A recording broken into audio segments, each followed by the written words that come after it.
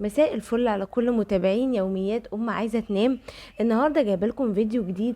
وانا ماشيه في شارع بورسعيد منطقه الموسكي عند مول الازهر، فوجئت ان اتفتح هناك سوبر ماركت سوبيكو. ده سوبر ماركت مشهور قوي وموجود بره مصر، بس كان موجود بس في اكتوبر ومنطقه بدر. لقيته فتح جوه مول الازهر بدل كارفور هناك. وطبعا لقيت عامل عروض حلوه جدا على البامبرز وعلى كمان المناديل وعلى وعلى حاجات كتير جدا متاحه جوه.